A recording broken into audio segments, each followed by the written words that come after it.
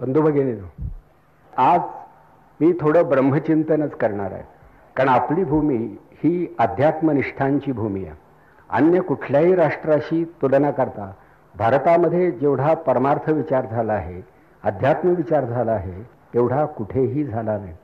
परंतु या भूमीमध्ये जन्माला आलेल्या प्रत्येक व्यक्तीला समानतेने हे अध्यात्मधन मिळालं नाही, ही दुर्दैवाची भाव आहे.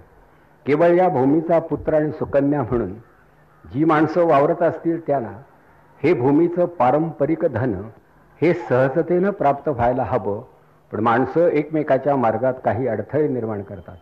म्हणून हे अडथळे दूर करून परमार्थ विचारधारा ही लोकांच्या अंगणापर्यंत आणण्याचं काम ज्या थोर पुरुषांनी केलं त्यामध्ये मराठी संतांचा अंतर्भाव करावा लागेल.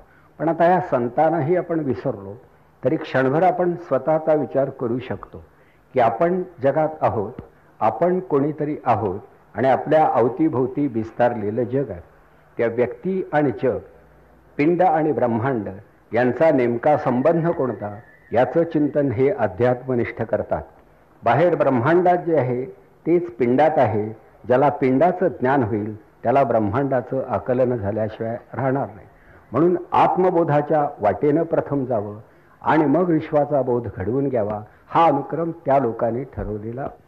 तर आता आपल्या देशामध्ये विचारी माणसं फार झाली, परंतु भारतीय संस्कृतीच्या आरंभस्थानी असणारा जो विचार प्रवाह आहे तो विचारांचा प्रवाह नाही, तर तो स्फुरणांचा किंवा स्फूर्तीचा प्रवाह आहे.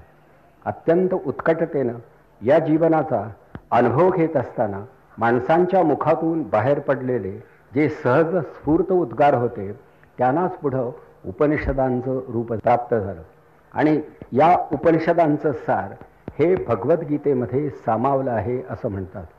त्या वैदिक संस्कृतीचं सार हे उपनिषदामध्ये आहे आणि उपनिषदांचं सार हे गीतेमध्ये आहे असं सांगितलं जातं. उपनिषद ही सुद्धा वेदांच्या शेवटी येतात, म्हणून त्यांना वेदांत असं म्हणतात. वेदांचं सार सांगणारी, वेदांच्या अंती येणारी म्हणून वेदांत या नावाने ओळखली जाणारी जी उपनिषद, त्यामध्ये भारतीय संस्कृतीचं रहस्य आहे. आणि या उपनिषदांचं सार हे गीतेमध्ये सांगितलं आहे. तर ज्याला गीता कळेल त्याला संस्कृती कळेल, पण ज्याला संस्कृत कळतं त्यालाच गीता कळेल, बाकीच्यांना गीता कळणार नाही अशी समाजात स्थिती होती. अशा वेळी जनसामान्यांना सुद्धा भगवद्गीता कळली पाहिजे. कारण भक्त आणि भगवंत यांचं नातं विचारात घेता शेवटी भगवंतांनी सुद्धा भक्ताच्या भाषेत बोललं पाहिजे. पण भगवंत बोलून गेले. भगवंतांची भाषा संस्कृत होती आणि मराठी माणसांची भाषा मराठी आहे. तेव्हा मराठी भाषेत भगवंतांचा विचार आपण व्यक्त करावा, अनुवादित करावा.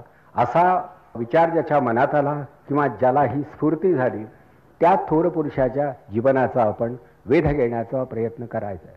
अर्थात यात एक वादाचा विषय होऊ शकेल की कुणी सांगितलंय की उपनिषदामध्ये संस्कृतीचं सार आहे, गीतेमध्ये उपनिषदांचं सार आहे आणि भगवंतांनी गीता सांगितली आहे. वाद कशाविषयी निर्माण करता येतो तो केला तर मग या विषयाकडे लक्ष देण्याचं कारण नाही, हे त्याचं एक उत्तर आहे. काय गरजच नाही जर असं असेल तर.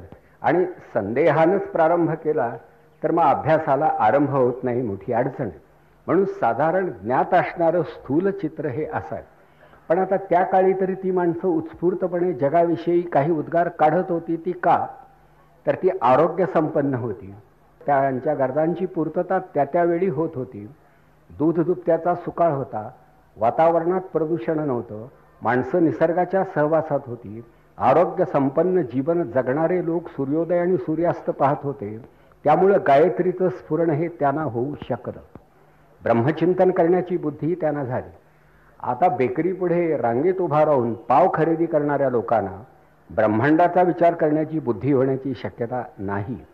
म्हणजे एक प्रकारची संपन्नता, स्वाधीनता आणि प्रसन्नता असल्याशिवाय ब्रह्मचिंतन अशक्य आहे, हे लक्षात ठेवा. जीवनात एकसारखी वखवकच असेल तर ब्रह्मचिंतन हे अशक्य आहे. म्हणून मन करारे प्रसन्न सर्व सिद्धीचे कारण असं तुकाराम महाराजांनी म्हटलं आहे. त्या ज्या काळामध्ये या देशात प्रसन्नता होती त्या काळामध्ये घडलेलं जे चिंतन त्याच्या इतकं प्रसन्न चिंतन नंतर करता आलं नाही. तेव्हा हे चिंतन अगोदर झालं होतं. पण आता हा सगळा जो विचार आहे त्याचा प्रवाह समाजापर्यंत वाहता ठेवावा असं विचारवंतांना वाटत नव्हतं. विचारवंत हे नेहमीच असं करीत राहतात. त्यांना कळतं खूप, पण इतरांना ते कळू देत नाहीत.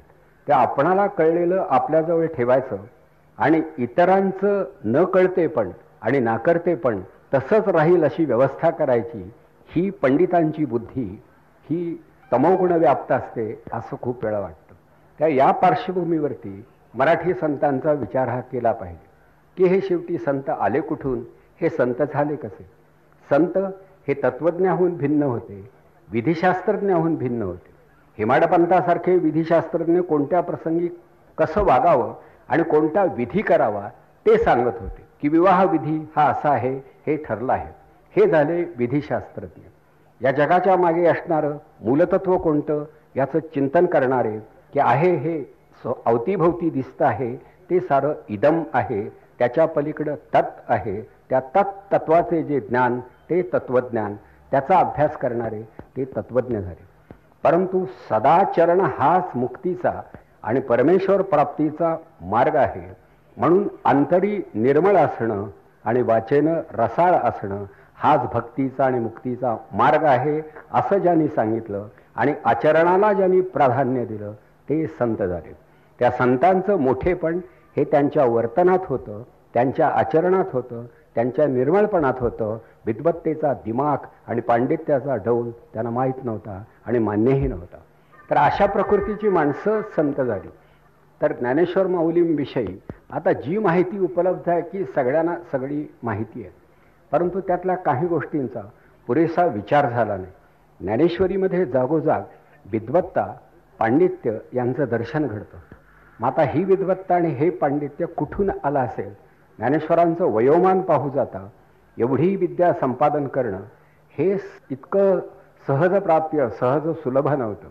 तर त्याच्या मागे केलेली झालेली आणि ऐतिहासिक पद्धतीनं अभ्यासता येईल ती मीमांसा अशी आहे की ज्ञानेश्वरांचे वडील विठ्ठलपंत हे पैठणच्या विद्यापीठामध्ये संस्कारपीठामध्ये सुमारे 12 वर्ष वेदांगांचा अभ्यास करीत होते.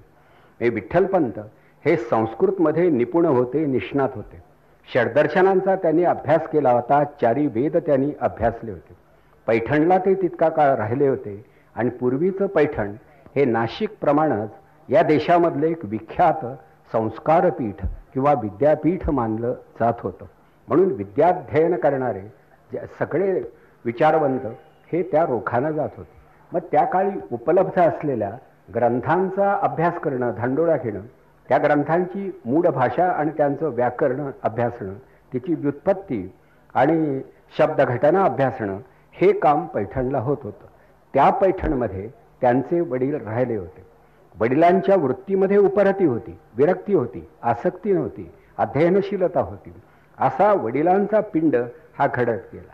अध्ययन पुरं झाल्यानंतर प्राचीन संकेताला अनुसरून त्या विद्यार्थ्यानं तीर्थयात्रा करायची असते आणि आपण जे शिकलो ते पुन्हा एकदा तपासून घ्यायचं असतं. त्याला अनुसरून त्यांनी तीर्थयात्रेला प्रारंभ केला. म्हणजे तीर्थयात्रा ही त्या काळच्या अभ्यासू आणि विचारशील व्यक्तींची जीवितचर्या होती. यामध्ये हौसेचा, मौजेचा, सहलीचा कसलाही भाग नव्हता.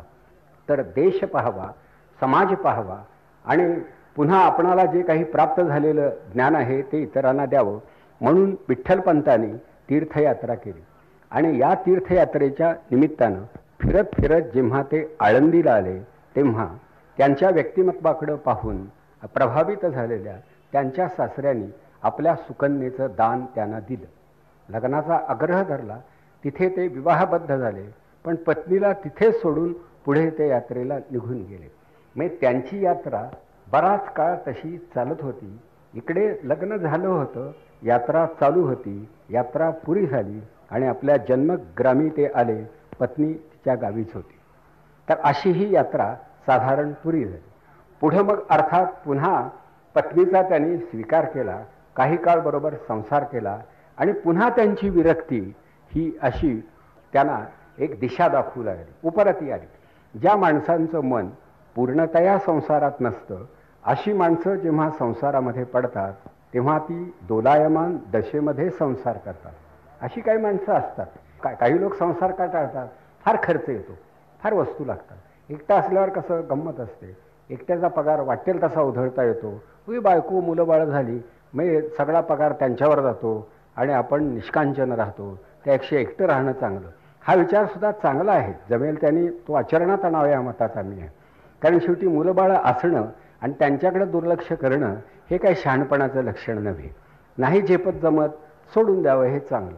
परंतु काही लोकांना प्रश्न सुटत नसला तरी सोडवण्याचा प्रयत्न केला पाहिजे. कदाचित चुकीचं उत्तर बरोबर धरण्याचा संभव आहे असं समजून ते सोडवतात.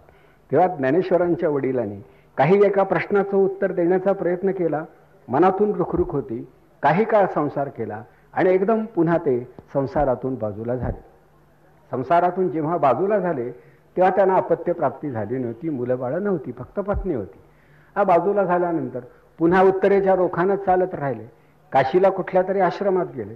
श्रीपाद यती नावाचे एक साधू पुरुष हे त्यांना दिसले आणि त्यांच्या संगतीत ते राहिले. आपला पूर्ववृत्तांत त्यांनी त्या साधू पुरुषाला कळू दिला नाही. त्याला फक्त आपल्या जीवनातलं गुरुपद दिलं आणि त्याच्याकडून अनुग्रह घेतला, दीक्षा घेतली. आणि इथे हा विरक्त पुन्हा एकदा संन्यस्त झाला. आता हा दीक्षागुरू जो होता तो स्वतःही तीर्थयात्रा करणारा होता. त्या हा भ्रमंती करीत करीत हे श्रीपाद यती जेव्हा आळंदीला आले तेव्हा योगायोगानं विठ्ठलपंतांची पत्नी रुक्मिणी ती त्यांना दिसली.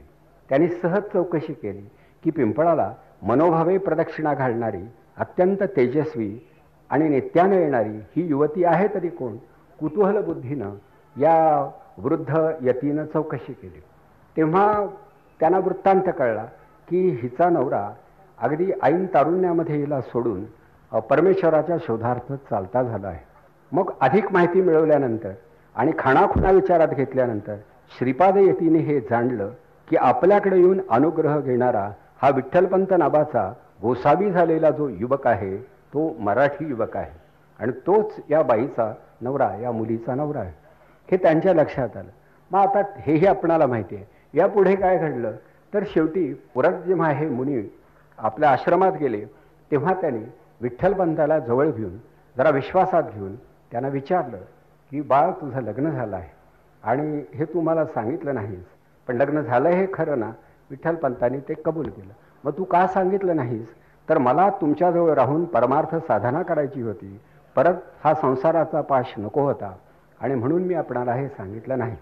म्हणजे शेवटी विद्या ग्रहण करताना, संपादन करताना कधी कधी शिष्य हे सुद्धा, मग तो कर्ण असेल किंवा ते विठ्ठलपंत असतील, त्यांनी असत्य कथन केलं आहे का? खरं बोलून काही पदरी पडत नाही.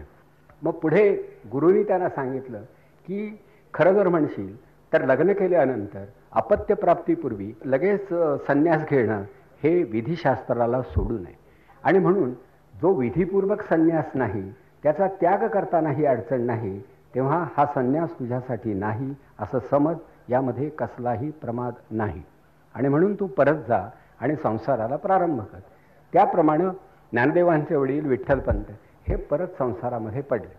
आता आपला जो समाज आहे तो दुसऱ्याच्या कुठल्याही प्रकरणामध्ये प्रमाणाबाहेर लक्ष घालणारा समाज आहे.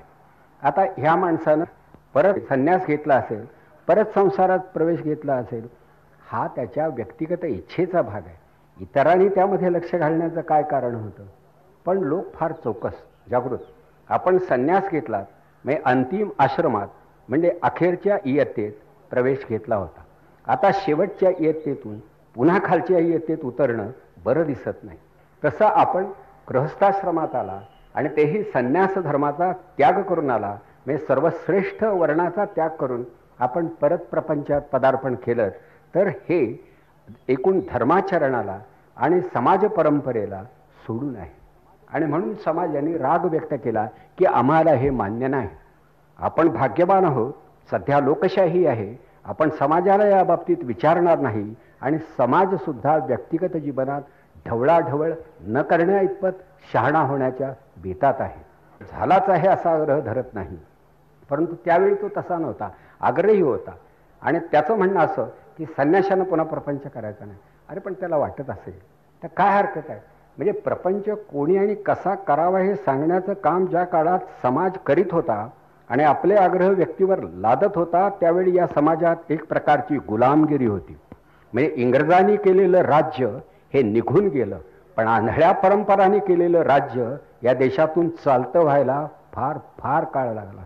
इंग्रजांनी थोड्या लोकांचा नाश केला असेल, पण अंध परंपरांनी असंख्य लोकांचा नाश केला हे फार थोड्या लोकांना माहिती आहे. म्हणून ज्ञानेश्वरांनी म्हणजे पुढे जो काही परंपरांच्या विषयी आपला विचार व्यक्त केला आहे, त्याच्या मागची ही सगळी बैठक आपणाला माहीत असावी की असं हे सगळं घडलं आहे, असा हा वृत्तांत आहे. मग आता समाजानं त्यांच्यावर बहिष्कार घातला. बहिष्कार म्हणजे काय? ठीक आहे, तुमचं आमचं जमणार नाही, आमच्या दुकानात तुम्ही येऊ नका, आमच्याकडून धान्य तुम्ही घेऊ नका, हे सगळं सांगण्यात आलं. अशा वेळी खरोखरच ही सारी मानहानी स्वीकारून हे दाम्पत्य विठ्ठलपंत आणि रुक्मिणी ज्ञानदेवांचे आईवडील हे कसाबसा संसार, फाटका संसार करत होते. कुठंतरी काहीतरी मिळत होतं. सगळीच माणसं काही दुष्ट असतात आणि सगळ्यांनाच तो काही वर्णाश्रम समजत होता आणि मान्य होता असं नाही. त्या काही लोक मदत करत होते, पण गावामधल्या प्रतिष्ठितांचा त्यांना विरोध होता. त्यामुळे प्रतिष्ठितांच्या पंगतीला त्यांना बसता येत नव्हतं. जी अगदीच सामान्य माणसं होती ती कदाचित त्यांच्याशी जवळीक करीत असतील. मग अशा अवस्थेमध्ये शेवटी जो काही संसार केला त्या काळामध्ये त्यांना 2-2 वर्षाच्या अंतरानं 4 मुलं झाली. म्हणजे 4 मुलं होईपर्यंत तरी निदान त्यांनी संसार केला हे उघडच आहे. विरोध जरी झाला, पहिल्या मुलाच्या वेळी सुद्धा झाला असेल, मूल होण्यापूर्वीच झाला असेल, हा विरोध होऊन सुद्धा त्यांना एक अपत्य झालं. तो विरोध चालू असतानाही दुसरं झालं, तो चालू असतानाही तिसरं झालं. याचा अर्थ असा की विरोध सहन करण्याची शक्ती त्यांच्या अंगात होती. नाहीतर एखादा म्हणाला असता, एवढा कल्लोळ माजला असताना कशाला मुलं बाळं हवीत. म्हणजे ज्यानं मुळातच घरदार सोडलं होतं त्यानं पुन्हा संसार थाटला, त्या विरोध सहन करण्याची शक्ती त्यांच्या अंगी असली पाहिजे. लोकांनी विरोध केला नाही असं नाही, तुम्ही विरोध करा, पण आता मी आणि माझी पत्नी माझ्या मुलांसह सुखानं जगण्याचा आटोकाट प्रयत्न करतो. त्याप्रमाणे त्यांनी तो केला. पण एकसारखं गावातच राहायचं आणि हा उपमर्द सहन करायचा, त्यापेक्षा अधूनमधून तीर्थयात्राही करावी असं त्यांना वाटे. आळंदीला जो सिद्धबेट नावाचा भाग आहे, त्या बेटावरती ते राहत असत. तो तसा जरा दुर्लक्षित उपेक्षित असा भाग आहे. त्या शेवटी झोपडी बांधायची झाली तर प्रतिष्ठितांच्या पेठेत तर आपणाला कोणी पाऊल ठेवू देणार नाही, तर सिद्धबेटावरती आपली झोपडी राहील, तिथे आपण सुखानं अगदी चूल बोळख्यांचा संसार करू, पण तिथे करू. म्हणून ते तिथे राहिले. आणि बऱ्याच वेळा तीर्थयात्रा करण्याचं आकर्षण त्यांनाही वाटत असेल की शेवटी आपल्या बायकोला काही देवधर्म घडवावा म्हणून तिच्याबरोबर फिरावं असंही त्यांना विठ्ठलपंतांना वाटत असेल.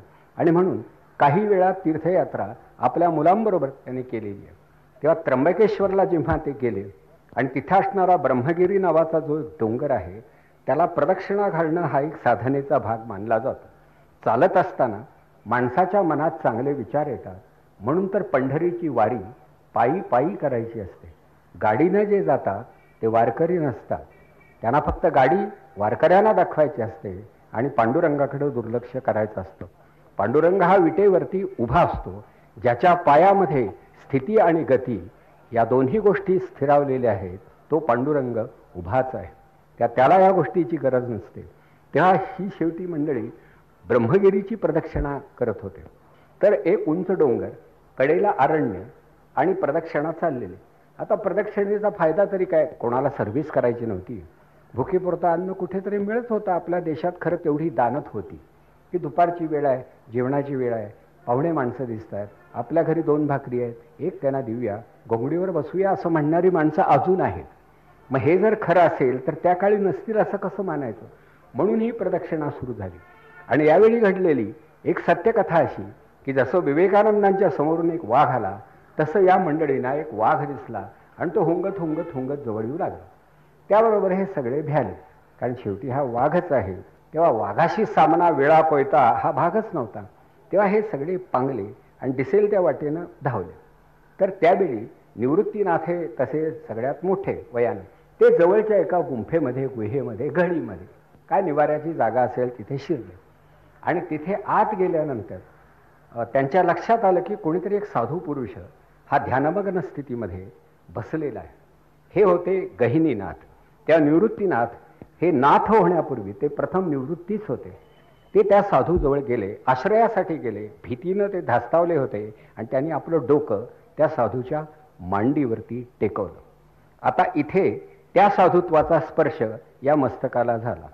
साधूंनी डोळे उघडले, या मुलाकडं पाहिलं आणि त्याच्या मस्तकावर हात ठेवला आणि शक्ती संक्रमण नावाचा जो संस्कार तो इथे पुरा झाला. हे पूर्वसंचिताशिवाय, ईश्वर प्रणित कार्यकारण भावाशिवाय घडू शकणार नाही असं लोक म्हणतात आणि ते खरं मानायला हरकत नाही की ते बरोबर तिथेच कसे गेले. गोरक्षनाथ आणि गहिनीनाथ या दोन साधूंचा परंपरेनं ज्ञानदेवांच्या सर्व कुटुंबांशी संबंध होता. म्हणजे अगदी आजोबांशी पणजोबांशी हा संबंध होता. त्या गहिनीनाथाने निवृत्तीनाथांना अनुग्रह दिला आणि काही क्षण का होईना निवृत्तीनाथ जवळच होते, कदाचित 1-2 दिवस सुद्धा राहिले असते. आणि या स्थितीमध्ये त्यांनी नाथ संप्रदायाचं रहस्य, हाच तो नाथपंथाचा जो दंश म्हणतात तो बरोबर इथे घडला. हे एक प्रकारचं इंजेक्शनच होतं. आता हा जो नाथ संप्रदाय जो आहे तो तपस्येच्या बळावरती, पंचमहाभूतावरती प्रभुत्व संपादन करणाऱ्या योग्यांचा तो संप्रदाय आहे. ब्रह्मांड बाहेर विस्तारलेलं आहे, पिंड ही त्याची आवृत्ती आहे, अंतर्यामी जीव आहे आणि ब्रह्मांडात परमात्मा आहे. जीवाशिवाचं ऐक्य अनुभवता येणं शक्य आहे. त्याचा मार्ग आहे तो योगमार्ग आहे, तो नाथांचा मार्ग आहे. म्हणून नाथांनी शेवटी आत्मप्रभुत्वाचा आणि विश्वप्रभुत्वाचा एक मार्ग आपल्या साधनेतून सिद्ध केला होता. आणि हे नाथ जात मानत नव्हते, धर्म मानत नव्हते.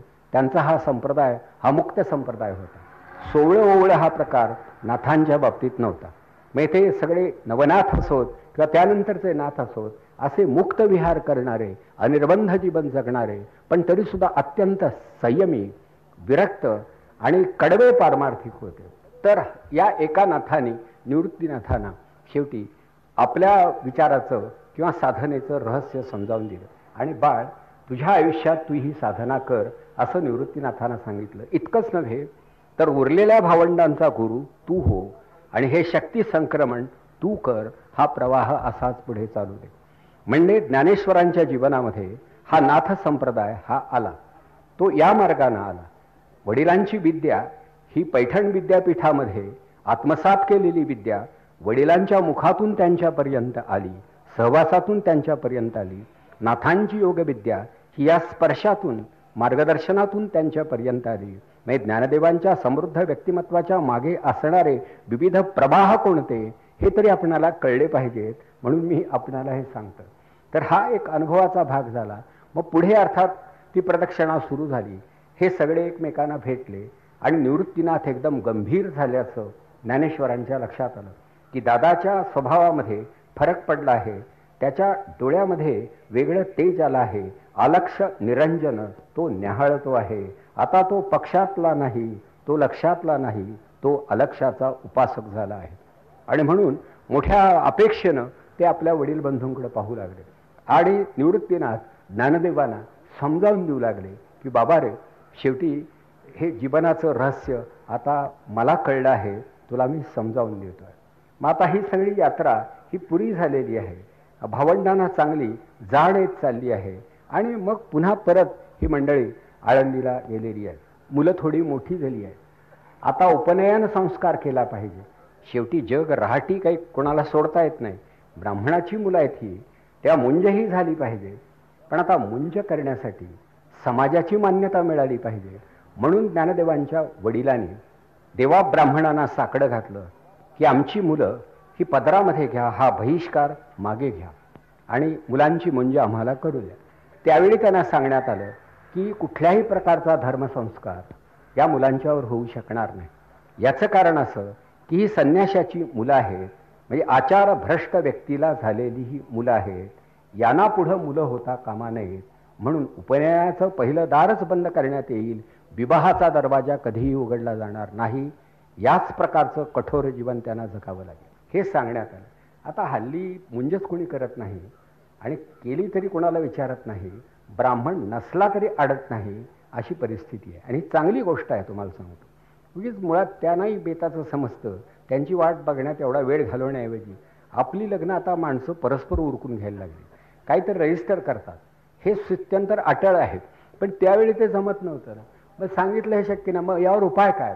तर पैठणला जाऊन तिथल्या विद्वानांना आपली हकीकत सांगून आपण कसा आश्रम त्याग करून खालच्या आश्रमामध्ये प्रवेश केला हे त्यांना समजावून देऊन मग जर त्यांनी शुद्धीपत्र दिलं तर ते घ्या आणि परत या आणि मग मुंज करा असं सांगण्यात आलं.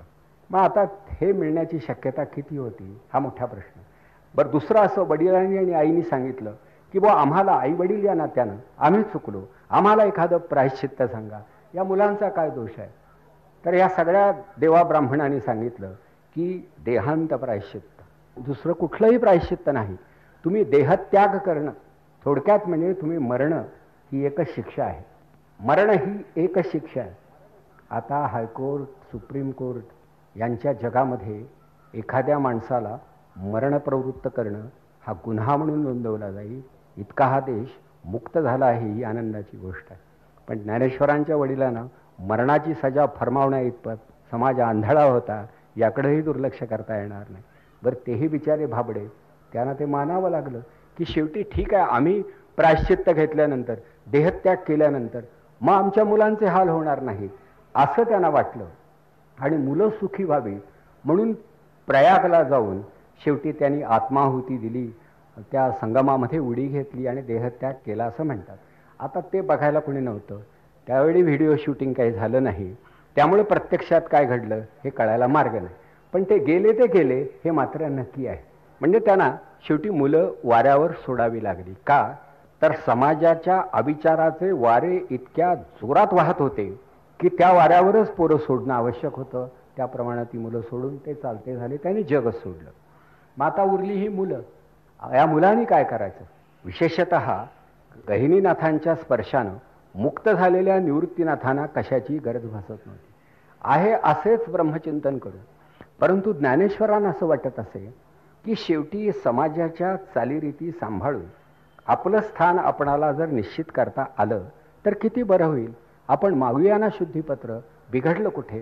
जसं असू द्या ना एखादी पदवी, बिघडलं कुठे असं मुलं म्हणतात ना, नाही उपयोग होणार तिचा, कल्पना आहे आम्हाला, पण तरी ती असावी असं वाटतंच ना. तसं समाजाच्या मान्यतेचा शिक्कामोर्तब हा आवश्यक आहे. आपण इतका समाज डावलून चालणार नाही. मार्गाधारे वर्तावे, विश्व हे मोहरे लाभावे, अलौकिका नोहावे लोकाप्रती. तेव्हा आखून दिलेला जो मार्ग आहे त्या मार्गानं शक्यतो आपण चालूच या हा आग्रह धरून त्या शुद्धीपत्रासाठी ती मंडळी पैठणला गेली. तर पैठणचे विद्वान असते त्यांनी काय सांगायचं? हेच सांगितलं की जे आळंदीच्या लोकांनी सांगितलं त्यांचेच आम्ही सगळे सोयरे आहोत, आमचा विचार वेगळा नाही. तेव्हा तुम्हाला पुन्हा इथे विवाहबद्ध होता येणार नाही. उपनयन संस्कार त्यापूर्वी होणं आवश्यक, पण तो तुमच्यावर होऊ शकणार नाही. आता तुम्ही देवाचं नाव घ्या आणि सुखानं जगा. शेवटी नामसंकीर्तन करा, ते चालू शकेल. तेव्हा तुम्ही भागवत धर्माचा एक वार विचार आणि प्रसार केला तरी चालेल, परंतु या विहित मार्गानं तुम्ही जाऊ शकणार नाही, हे त्यांना सांगितलं. आता त्यांनी काही फारसं मग शेवटी पंडितांशी बोलणं सोडून दिलं असेल की काय वारंवार जाऊन बदल होत नाही. तशी ती मंडळी जरी कर्मठ असली, कडबी असली तरी शब्दाची धड होती. त्यांनी आपला हट्ट सोडला नाही. आणि मग आता पुढच्या ज्या कथा आहेत त्या थोड्याशा चमत्कृतीशी संबंधित आहेत की शेवटी ज्ञानेश्वर आणि ती भावंड गावात राहिली. मग गावकरी आपले यायचे, धर्मशाळेत कुठेतरी राहिले होते, भेटायचे, मुलं गोजीरवाणी आहेत, बोलतात छान, इतकी चांगली आहे, देवगुणी आहेत. आणि मग ती मुलं गावकऱ्यांशी बोलत असत. त्यांचं जे बोलणं त्याला हळूहळू प्रवचनाचं रूप यायला लागलं. लोक बोलायचे, ते सांगायचे, अरे इतकं चांगलं बोलता तुम्ही, किती चांगली मुलं आहात तुम्ही, आणि तुमचे एवढे हाल होत आहेत या जगात. पण ते म्हणाले बिघडत नाही, चांगलं बोलण्यासाठी अगदी ते सांगतात तेच ऐकलं पाहिजे असं नाही.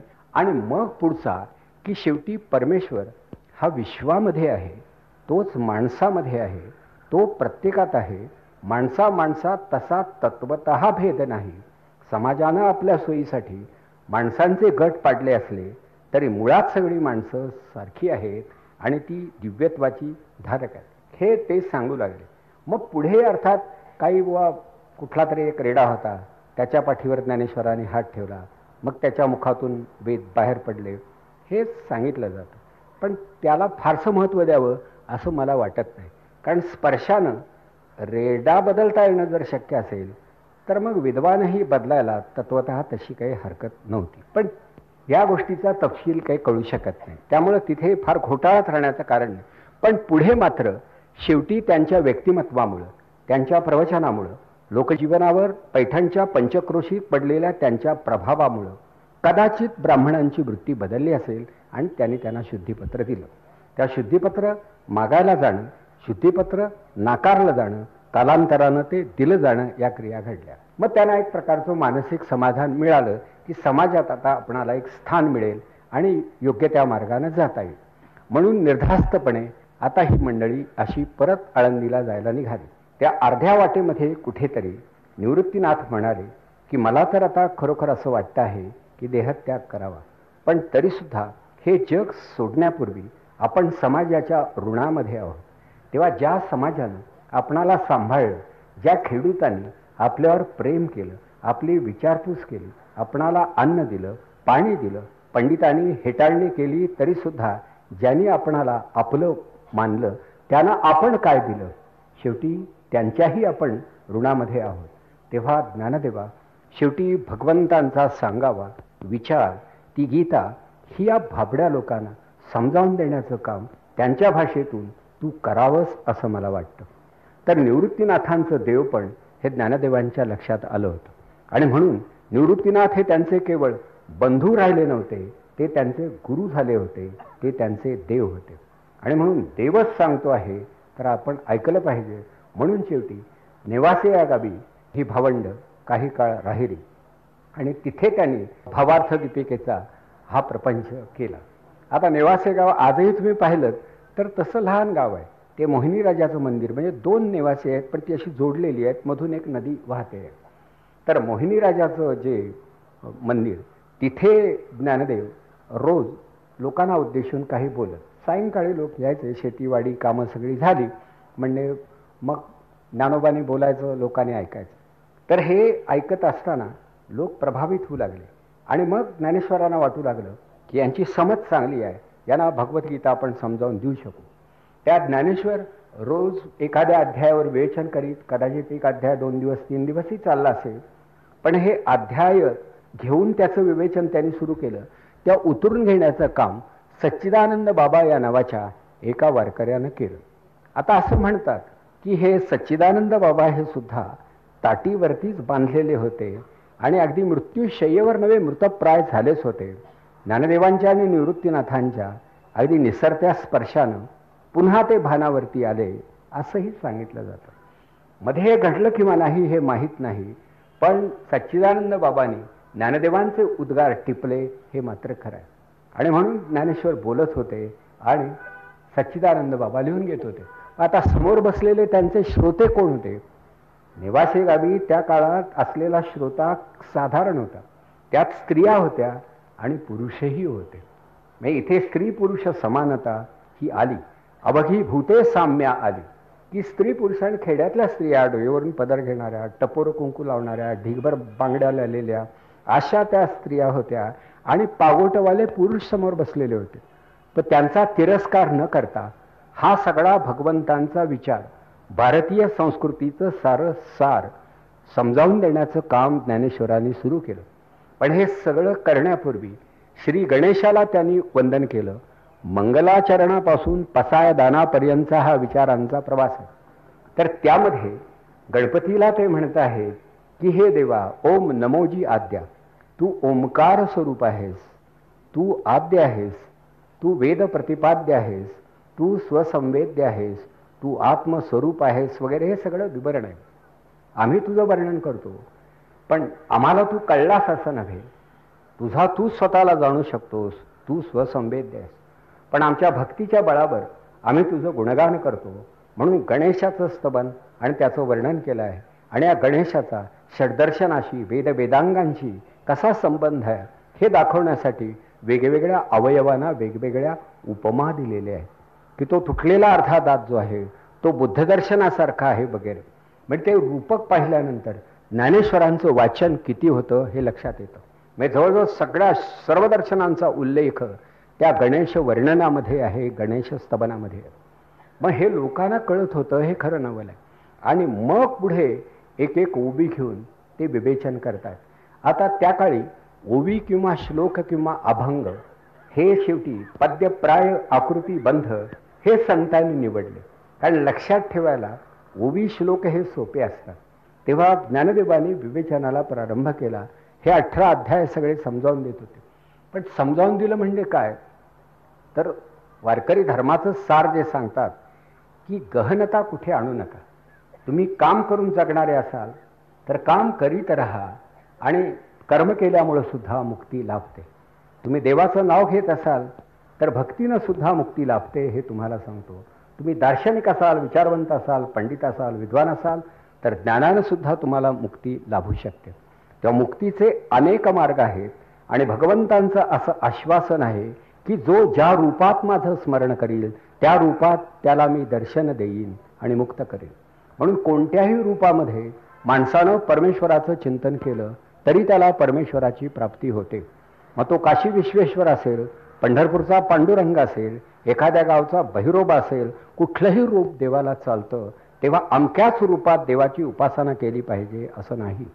देव हा जसा निर्गुण आहे तसा तो सगुणही आहे, तो केवळ निर्गुण नाही.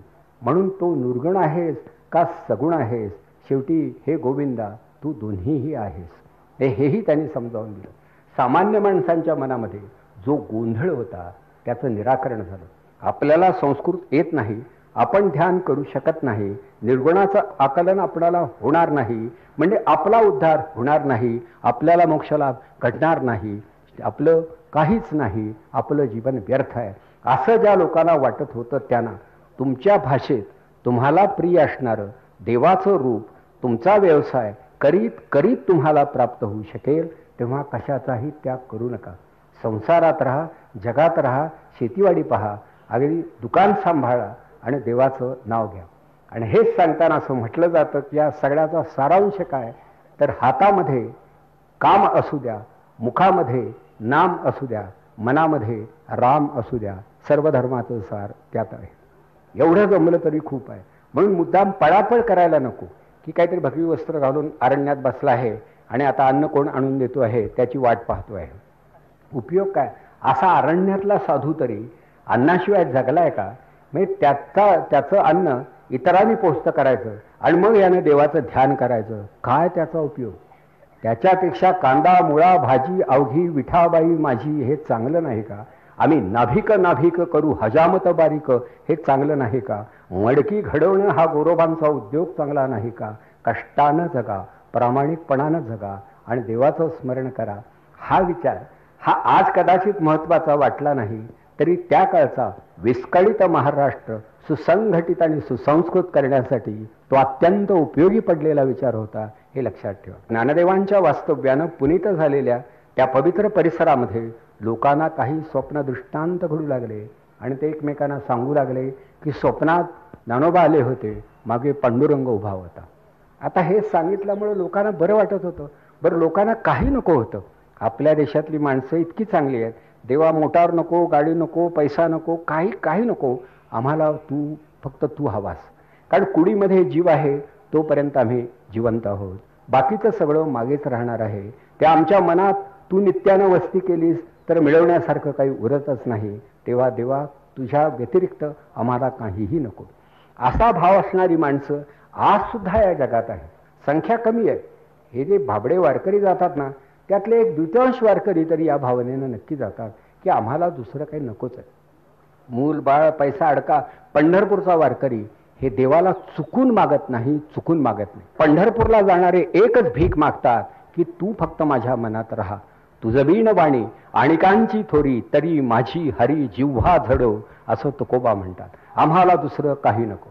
हा निदिध्यास हा जनमानसामध्ये रुजवणं हा एक केवढा मोठा जागतिक प्रयोग होता. ही काही साधी गोष्ट नाही की ही निर्मलता, ही उत्तुंगता, ही भव्यता पारमार्थिक स्वरूपाची होती आणि हे ज्ञानेश्वरांनी काम केलं. आता ज्ञानेश्वरांचा हरिपाठ तर आपण म्हणतो की शेवटी हरी मुखे म्हणा, हरी मुखे म्हणा, पुण्याची गणना कोण करी. तुम्हाला हरी तरी म्हणता येईल ना, पुरे आहे. म्हणजे हरी म्हणता येतं, रामकृष्ण हरी म्हणता येतं, आता आणखी काय हवं. म्हणून तो सगळा जो मला वाटतं हरिपाठ आहे, त्यामध्ये तर मला वाटतं जनसामान्यांसाठी अत्यंत पारदर्शक आणि सहज सुलभ शब्दात परमार्थाचं सार ज्ञानदेवांनी सांगितलं आहे. एका हरिपाठासाठी ज्ञानेश्वरांचे 1000 वेळा पाय धरावे इतके ते मोठे होते. देवाची याद्वारी उभा क्षणभरी तेणे मुक्तिचारी साधी येल्या. आता आपण विचार करा की देवाच्या दारात क्षणभर जरी उभे राहिलात तरी सगळ्या मुक्ती तुम्हाला लाभतील, कारण शेवटी ब्रह्मांडाचा नायक तो आहे. पण मग मनात असा विचार येतो की पंढरपूरला, रामेश्वरला, काशीला पिढ्यान पिढ्या राहणारी माणसं आहेत. अगदी प्रसादाची त्यांनी दुकानं थाटलेली आहेत. त्यांच्यापैकी कोणीही मुक्त झाला नाही. का तर हे देवाच्या दारात नाहीतच. देवाचं दार हे बाहेर नाही, अंतरात्म्यात असतं, अंतःकरणात असतं, मनात असतं. म्हणून बाहेरच्या दारी जो बसतो त्याला बाहेरचीच सद्गती प्राप्त होते, आंतरिक मुक्ती लाभण्याची शक्यता नसते. आणि म्हणून कुणीतरी म्हटलं आहे की शेवटी गंगा स्नान केल्यामुळं 1000 मैलावरून चालत येणाऱ्या एखाद्या भाविकाला मुक्ती लाभेल, पण गंगेमध्ये राहणाऱ्या माशांना आणि खेकड्यांना ती लाभेलच असं नाही. तसं हा हरिपाठ लोकांना सांगून त्यांचा भाव त्यांनी निर्मळ केला. आणि त्यामुळं मला असं वाटतं की ज्ञानेश्वराने फार मोठा उपकार या भूमीवरती केला की हा विचार सगळा समजावून सांगितला. आता हे सांगत असताना ज्ञानेश्वर पुढे आळंदीला परत गेले. आळंदीला गेल्यानंतर त्यांच्या मनात हा तीर्थयात्रेचा विचार आला की ठीक आहे, आता आपलं जीवितकार्य जवळजवळ संपण्याची वेळ आली आहे. सांगण्यासारखं सांगून झालं. मध्यंतरी अमृतानुभव या नावाचा जो ग्रंथ, की जो खरं म्हणाल तर अध्यात्माच्या दृष्टीनं थोडा वरच्या पातळीवरचा आहे. कारण अज्ञानाचं खंडन करण्यासाठी ज्ञानाचा आश्रय घेणं आणि पुढं ज्ञानाचंही खंडन करणं आणि त्याच्याही पलीकडे जाणं म्हणजे हा एक मोठा गहन गंभीर विषय आहे. म्हणजे अमृतानुभव हा ग्रंथ ज्ञानदेवाने लिहिला. त्या अमृतानुभव ही गोष्ट म्हणजे ही खरोखर एक वेगळी विद्या आहे. आणि ज्ञानदेवानी तिच्यामध्ये प्रवेश करून खरोखर अध्यात्मविद्येचं शिखर गाठलं. बारकाईनं वाचलं, एकाग्रतेनं वाचलं. रंगनाथ स्वामींचं मला वाटतं परभणीकरांचा उत्तम ग्रंथ आहे. हे मला वाटतं मराठवाड्यात काही लोकांनी केवढं मोठं संशोधन केलं की याचं एकत्रीकरण केलं पाहिजे की संत वाङ्मयाचे खरे व्यासंगी अभ्यासक हे इकडे झाले. मग आमचे धोंडा महाराज देगलूरकर असतील, शंकर महाराज खंदारकर असतील, अहो सगळे प्रमाणभूत ग्रंथ इकडे दिले. तेव्हा ज्ञानदेवानी असा एक विचार केला की आपण तीर्थयात्रा करावी. का तर इथे अनेक संतांशी संबंध यावा म्हणून समकालीन असे सगळे संत बरोबर घेऊन त्यांनी जवळजवळ एक परिक्रमाच केली. म्हणजे ज्ञानदेवांची संत परिक्रमा झाली. संत संवाद घडावा, संत सहवास घडावा, सत्संग घडावा, यासाठी सगळ्या संतांना त्यांनी आवाहन केलं. मग त्यामध्ये अगदी नामदेव महाराज सुद्धा होते आणि याबरोबर त्यांनी प्रवास केला आहे. जरी आपल्याला तपशील सगळा मिळत नसला तरी जवळजवळ भारताचा महत्त्वाचा भाग हा त्यांनी जलद गतीनं पाहूनही घेतला. नामदेव हे तर निष्णातच झाले होते. म्हणजे ज्ञानेश्वरांच्या समाधीनंतर नामदेव महाराज पंजाबमध्ये अनेक वर्ष राहिले आणि या पंजाबी लोकांच्या भाषेमध्ये भागवत धर्म त्यांना समजावून दिला. म्हणजे कुठल्याही प्रकारचं रिझर्वेशन नसताना शिंपी कुटुंबामधला फाटक्या अंगाचा एक सामान्य माणूस पंजाबमध्ये जातो, ज्या पंजाबमध्ये पोलीस फोर्स असताना सुद्धा मंत्री जाताना भितात, तिथे नामदेव जातो. याचं कारण मागे पांडुरंग उभा होता. मग हे सामर्थ्य हे काय सामान्य कोटीमधलं नव्हतं.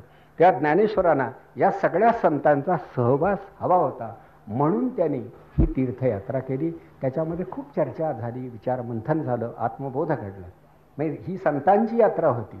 त्या वारीमागे हेच उद्दिष्ट असतं की ही यात्रा घडावी, गावोगावचे अधिकारी भेटावे, काही पारमार्थिक देवाणघेवाण व्हावी म्हणून वारी चालत करायची. रात्री भेटला नाही, पहाटे भेटाल, निदान सकाळी भेटाल, निदान चालताना भेटाल, भजनामध्ये भेटाल, कुठेतरी भेटाल, काहीतरी द्याल. तुमच्या विवेकाचा परिसस्पर्श माझ्या मनाला घडेल म्हणून आपण एकमेकाच्या बरोबर राहणं हा एक गतिमान सत्संग आहे. हे खरं वारीचं रूप आहे. पण ती वारी काही लोक मिरवण्यासाठी वापरतात. काय त्यांच्या त्या गाड्या काय आणि त्यांच्या एकूण दुंड्या काय आणि तंबू काय आणि जिलेबीचं तळण काय, पांडुरंगाला सुद्धा मोह पडावा. हे काय भक्तांची परिस्थिती सुधारलेली आहे. त्या आपण सुद्धा यांच्याबरोबर जायला काय हरकत नाही. पण आपलं नाव पांडुरंग सांगितल्यावर नोंदवून घेतलं जाणार नाही. कारण वारी थांबवावी लागेल ना तिथे, शेवटपर्यंत ती चालली पाहिजे, इतके मुक्काम झाले पाहिजे. तेव्हा ह्या सत्संगानेही पुन्हा ज्ञानदेव तयार झाले आणि समकालीन संत जे होते त्या प्रत्येकावर ज्ञानेश्वरांच्या आणि निवृत्तीनाथांच्या व्यक्तिमत्वाचा काहीतरी प्रभाव होता. काही सांगणं तर होतंच होतं, ते झालं होतं. पण आता सगळं सांगितलं म्हणजे काय सांगितलं खरं तर अगदी सोपा विचार आहे की राव रंक स्त्री पुरुष कोणी असा, कोणत्याही वयाचे असा, तुमच्या अंतर्यामी असणारं जे जीवनाचं धारक तत्व आहे ते आत्मतत्व आहे आणि ते सर्वांच्या ठाई समान आहे. अडचण कुठे होती किंवा आजचे परिवर्तनवादी किंवा आमचे काही मित्र म्हणतात की बुवा ह्या संतांनी ही वर्णाश्रम व्यवस्था काही बदलली नाही, त्यांनी काही प्रयत्न केला नाही. खरं त्या काळाच्या संदर्भामध्ये हा प्रश्न तसा आला नाही. काही वेळा काय होतं की उद्दिष्ट काय तर मोक्षप्राप्ती, ईश्वरप्राप्ती. मग हे उद्दिष्ट असेल तर ज्यानं त्यानं ज्या गावी तो असेल त्या गावातून निघायचं, त्या गावातून गाडी गाठायची. सगळ्यांना एकच गाडी असेल असं नाही. कोणी जीपनं जातील, कोणी अम्बॅसेडरनं जातील, कोणी आणखी दुसरी गाडी वापरतील, कोणी आगगाडीनं किंवा विमानानं जातील. फक्त पोहोचणं हे उद्दिष्ट आहे. म्हणून सगळ्यांचे मार्ग मोकळे करणं हे संतांनी केलं. पण सगळ्यांचा एकच मार्ग असला पाहिजे, बाकीचे मार्ग बंद केले पाहिजेत, हे त्यांच्या हातून घडलं नाही. हे तितकंच खरं. का तर समाज बदलायला वेळ फार लागेल आणि हा वेळ जर असा कमावला तर अंतरीचं रहस्य सांगायचं राहून जाईल आणि मग माणसं बद्धच राहतील. म्हणून प्रथम त्यांनी परमार्थ सांगितला, पण वर्णाश्रम व्यवस्थेवरती जाणीवपूर्वक प्रहार करणं हे संतांनी केलं नाही. कारण त्यामुळं पुन्हा गोंधळ माजेल. साध्या गोष्टी जरी थोड्याशा बदलल्या तरी गोंधळ माजतो. मग जर सगळा वर्णाश्रम धर्म व्यर्थ आहे म्हटलं तर पुन्हा गोंधळ माजेल. ज्ञानेश्वरांकडे कोणाचं लक्षच राहणार नाही. आणि पुन्हा ती मर्यादा होती. एक लक्षात ठेवा, महापुरुष किती मोठा असला तरी काळामुळं त्याच्या कर्तृत्वाला काही मर्यादा पडतात. या मर्यादा मान्य करण्यामध्ये त्याला कमीपणा येतो असं चुकूनही मानू नये. मर्यादा प्रत्येकालाच आहे. शेवटी हातामध्ये कोलीत घेतलं आणि गरगर फिरवलं तर ज्ञानेश्वरांच्या काळीही वर्तुळ दिसणार, आत्ताही दिसणार, कसलाही फरक पडणार नाही.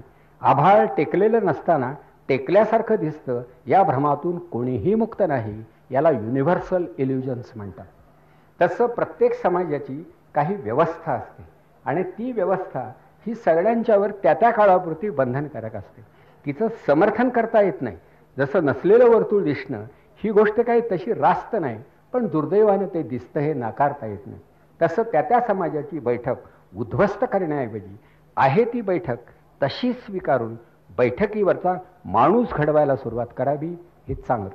म्हणून या पद्धतीनं ज्ञानदेवाने माणसांना आत्मविश्वास दिला, दृष्टी दिली आणि त्यांच्या अंतर्यामी देव असल्याचा निर्वाळा दिला. की शेवटी त्यांचंच हे वचन आहे की एया उपाधी माझी गुप्त, चैतन्य असे सर्वगत, ते तत्वज्ञ संत जाणीती. की या सगळ्या जगामध्ये एकच एक चैतन्य तत्व आहे, ते गुप्त आहे. म्हणून जगामध्ये असणारा ईश्वर हा चैतन्य स्वरूप असून गुप्त आहे. पण त्याचं निकटतम स्वरूप कोणतं तर अंतर्यामी असणारं आत्मतत्व. आणि मग त्याला ते म्हणतात की शेवटी हा देव, देवजवळी अंतरी असं जे म्हटलं जातं, तो तुमच्या ठाई आहे आणि तो प्रत्येकाच्या ठाई आहे. म्हणून जे जे भेटी जे भूत, कुठलाही जीव तुम्हाला भेटला तरी ते ते जाणे जे भगवंत. म्हणजे अगदी पुन्हा एकदा जर बोधवाक्य भारतासाठी निवडायचं असेल तर जे जे भेटी जे भूत, ते ते जाणे जे भगवंत. संपलं. लोकशाहीचं सार त्यामध्ये आहे की प्रत्येकालाच तुम्ही ईश्वर स्वरूप माना. आणि म्हणून सगळं झाल्यानंतर मंगलाचरणाकडून ज्ञानेश्वर हे जेव्हा पसायदानापर्यंत जातात आणि निवृत्तीनाथांना प्रार्थना करतात की माझा हा वाग्यज्ञ हा सफल झालाच आहे, पण मी अजून कृतार्थ झालो नाही, त्या आपण मला पसायदान द्या, अभयदान द्या, वरदान द्या. आणि हा वर ते मागतायत तो कोणता तर शेवटी या जगामधलं दुरित पाप हे दूर व्हावं, जगामधलं पाप निपटून निघावं. पापाची वासना नको दाऊ डोळा, त्याहूनही आंधळा बराच मी, असं तुकोबा म्हणायचे. हे तेव्हा हे दुरित हे दूर व्हावं आणि भूतमात्रामध्ये मैत्री निर्माण व्हावी, स्नेहभाव, उभ्या जगातल्या लोकांमध्ये स्नेहभाव निर्माण व्हावा, ही त्यांची अपेक्षा होती. नंतर स्वधर्म सूर्याचा उदय व्हावा, म्हणजे मी काय करावं हे प्रत्येकाला कळावं. माझं युक्त कर्म ज्याचं त्याला कळावं, हा स्वधर्माचा सर्वांना बोध घडावा. त्यानंतर जो जे वांछील तो ते लाहो, म्हणजे जे प्राप्त होण्यामध्ये त्या व्यक्तीची उन्नती, परमोच्च साध्याची प्राप्ती आणि मोक्ष आहे ते त्याला त्याला लाभावं. तर शेवटी उन्नतीचं शेवटचं जे टोक आहे ते प्रत्येकाला लाभावं, त्याचं पूर्णत्व हे त्याला लाभावं, म्हणून प्रत्येक जीवाचं पूर्णत्व त्या त्या जीवाला लाभावं अशी ती प्रार्थना होती. आणि हे सगळं घडावं यासाठी धर्म प्रचार करणारे म्हणजे चालते कल्पवृक्ष हे लोकांच्या वाट्याला यावेत आणि ही ईश्वरनिष्ठांची मांदियाळी ही भूतलावरती धर्माचा प्रकाश पाडीत विहार करीत राहावी आणि अवघ्या जगाची पंढरी व्हावी ही ज्ञानदेवांची मागणी होती. म्हणून ज्ञानेश्वरांच्या पसायदानाची बरोबरी करू शकणारं तितकं अर्थपूर्ण असं प्रार्थना गीत जगाच्या वाङ्मयात सापडणार नाही, इतकं ते अलौकिक आहे. आणि याचा आपणाला अभिमान वाटला पाहिजे की एका पसायदानासाठी म्हणजे शेवटी ज्याला आम्ही नोबेल पारितोषिक म्हणतो ते दरवर्षी कोणाला तरी दिलं जातं, परंतु ज्ञानेश्वरांच्या समाधीवरती 10 वेळा ते व्हायला हरकत नाही, इतकं हे पसायदान प्रभावी आहे. तर असा हा एक मोठा माणूस.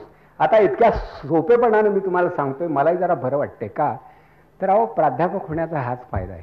नंतर डोकेदुखी होईपर्यंत तुम्हाला हे ऐकवून इथल्या इथंच तुम्हाला मोक्षाचा लाभ कोणीतरी घडवला असता, परंतु वर्गातले विद्यार्थी सांभाळून त्यांच्या कलाकलानं घेऊन संक्षेपानं आणि सुलभतेनं विचार सादर करता येतो, हा अनुभव मी घेत राहिलो आहे. अवघड कशासाठी करायचं. मग आता जर खरोखरच आपण ईश्वर स्वरूप असू असं त्यांनी सांगितलं असेल तर तुम्ही आणि मी काय करायचं, तर काही करायचं नाही, अगदी एकाग्र चित्त व्हायचं, प्रसन्न राहायचं. आपण काय करावं हे सांगायचं काम आपली बुद्धी करत राहते. जसं घड्याळाचे काटे फिरत राहतात, वेळ दाखवण्याचं काम करीत राहतात, तसं माणसाची सद्बुद्धी त्याचं कर्तव्य कोणतं हे सांगते. समजा 11 वाजलेले आहेत तर आईच्या मनाचा काटा सांगील पोराच्या भुकेची वेळ झाली आहे, तेव्हा आता तुला स्वयंपाक करावा लागेल, अजून जरा आयाने थांबायला हरकत नाही. कारण ज्ञानेश्वरीचं पुन्हा एक घड्याळ कधी पाहायला मिळेल सांगता येत नाही, पण हे घड्याळ आपणाला बरोबर सांगेल की आपलं काम कोणतं. आणि हे प्रत्येकाला कळू शकतं, असं कोणीही नाही की त्याला कळत नाही. कळून माणसं दुर्लक्ष करतात का, तर तमोगुण मात करतो, विकार मात करतो, विवेक क्षीण ठरतो, म्हणून तर शेवटी विकार वशता कमी व्हावी. स्वधर्म सूर्याचा उदय कशासाठी, तर हा विकारांचा अंधार दूर व्हावा, यासाठी स्वधर्म सूर्याचा उदय घडावा ही प्रार्थना होती. आणि हे एकदा माणूस निर्मळ झाला तर किती तो आनंदी होईल हे सांगायला नको. ते सांगून झाल्यानंतर मग ज्ञानेश्वरांनी समाधी घेतली आहे. ज्ञानेश्वरांची समाधी ही कित्येकाने वादग्रस्त केलेली आहे. त्यांचं म्हणणं असं, इतक्या लवकर त्यांनी कशाला जायचं, जरा थांबायचं. तो इच्छामरणी योगी होता. देहत्याग केव्हा करावा, ज्याची स्वतःवर एवढी सत्ता असते तो समाधी घेऊ शकतो. काही संशोधकांनी सांगितलं, अहो ही आत्महत्या होती, ही समाधी कसली वगैरे. आता असं म्हणू शकतो, म्हणण्याचं स्वातंत्र्य म्हणणाऱ्यांना आहे. ठीक आहे बुवा, आत्महत्या होती असं समजा, वाद कुठे घालायचा हा मोठा प्रश्न. काय योगी हा एका आसनावरती बसला आणि आत्मलीन झाला आणि खरोखरच तो समाधी स्थितीपर्यंत गेला, तर या देहामध्ये पुन्हा प्रवेश करायचा किंवा नाही हे त्याचा तो ठरवू शकतो. ज्याच्या मालकीची गाडी असते तो गाडीमध्ये चढू शकतो, बसू शकतो, गाडीतून उतरू शकतो, गाडी सोडू शकतो, प्रसंगी फेकून देऊ शकतो. हे आत्मप्रभुत्व ज्यांना शक्य आहे तेच समाधी घेऊ शकतात. तेव्हा समाधी घेणं हे त्याला शक्य आहे की ज्याला ही आंतरिक जाण असते की आपल्याला हे समजतंय, हे जमलंय. मग ज्ञानेश्वरांनी हा भागवत धर्माच्या प्रसार कार्याला सुरुवात केली. लोकांच्या मध्ये जाणीवेची निर्मिती झाली. अगदी भजनांचे फड, कीर्तनरंग याला उधाण आलं. हे आलेलं डोळ्यांनी पाहिल्यानंतर त्यांनी जाणलं आता आपलं काम झालेलं आहे. महाराष्ट्राला देण्यासारखं जे आपल्या जवळ होतं ते आपण दिलेलं आहे. आता ज्या देवाचे प्रतिनिधी म्हणून आपण वैकुंठातून इथे आलो, तिथे जाण्याचा आपल्याला अधिकार आहे. आपण तिकडे जावं, देवाने आपल्याकडे यावं, आपण देवात विरून जावं. समाधी म्हणजे आत्मतत्वानं परमतत्वामध्ये विरून जाणं. म्हणजे कुठेतरी गोठलेल्या बर्फाचा एखादा खडा समुद्रामध्ये विरून जावा आणि पुन्हा मूळ रूपापर्यंत पोहोचावा, तसा हा प्रकार आहे की हे आत्मतत्व हे त्यांनी शेवटी परमतत्वामध्ये विसर्जित केलं. हे आत्मविसर्जन होतं, याच्या मागे आत्मप्रभुत्व होतं, याच्या मागे योग साधना होती. पण ही साधना करणाऱ्या या सिद्ध पुरुषानं आज आपल्याला भावार्थ दीपिका दिली आहे. त्या खरोखरच आपण मराठी माणसं म्हणून घेत असू तर घरात किमान ज्ञानेश्वरी तरी असली पाहिजे हा आग्रह पण धरावा. पण त्याच वेळी कळायला ती गहन आहे म्हणून निदान साखरे महाराज, सोनोपंत दांडेकर किंवा शंकर महाराज, धुंडा महाराज, कोणीतरी अधिकारी पुरुषांनी त्याचं विवरण केलेले ती प्रत आपल्याकडे असावी. आपणाला ते कळत नाही. आता फक्त याच्याशी संबंधित असणारी आणि पुढे कधीतरी जो विषय मी सांगीन त्याच्याशी संलग्न असणारी एक गोष्ट सांगतो. मी BAच्या वर्गामध्ये शिकत होतो, पुण्यामध्ये होतो, आणि सोनोपंत दांडेकर हे वारकऱ्यांचे सम्राट हे आमचे प्राध्यापक होते. अनेक प्राध्यापक होते, त्यात मामा हे एक प्राध्यापक होते. तर 5 डिसेंबर 1950 या दिवशी पॉंडेचेरीचे महायोगी श्री अरविंद हे समाधीस्थ झाले आणि त्यांच्या शरीराभोवती असणारं तेजोवलय हे अनेकांना तसंच दिसत होतं. शरीरावरती 100 तास उलटले तरी कसलीही अवकळा नव्हती. तेव्हा आम्हा फिलॉसॉफीच्या मुलांना कोडं पडलं की मृत्यू आल्यानंतर शरीर हे टवटवीत राहतं का? अरविंदांची समाधी आणि ज्ञानेश्वरांची समाधी यात काही साम्य असेल का? तेव्हा मामा वर्गात येण्यापूर्वी आम्ही मामांच्या खोलीमध्ये प्रवेश केला आणि त्यांना विनंती केली की गेले 4 दिवस आम्ही हा टाइम्स वाचतो आहे आणि अरविंदाविषयीचं हे वर्तमान आहे आणि ते समाधीस्थ झाले असं म्हणतात. खरंच समाधी ही स्थिती असेल का? तेव्हा मामा म्हणाले ठीक आहे, तुम्ही आपापल्या जागेवर बसा. काही बोलले नाही. आले आणि तासामागून तास, पहिल्या दिवशी 2 तास, पुन्हा 2 तास, 3 दिवस मामा आम्हाला फक्त समाधी या स्थितीचं विवरण करत होते. अरविंदांच्या बाबतीत काय घडलं असेल, माऊलींच्या बाबतीत काय घडलं असेल, हे मामानी ज्या 5-6 विद्यार्थ्यांना सांगितलं असेल त्यापैकी मी एक आहे. ज्ञानदेवांचं स्मरण करताना मलाही शेवटी गुरु समान असणारे मामा हे मला आठवत आहेत. हा पूर्वसंचिताचा भाग आहे की त्यांच्यासारखे प्राध्यापक लाभायला सुद्धा काही किमान योग्यता असली पाहिजे, काही आपल्या हातून सत्कृत्य झालं असलं पाहिजे की नव्या पिढीला हे कळलं पाहिजे. आणि एवढ्याच एका पातळीवरती हा ज्ञानेश्वर हे चित्र मी ठेवतो आहे. बरंचसं आपणाला ज्ञात आहे. एवढंच सांगून आपली रजा घेतो.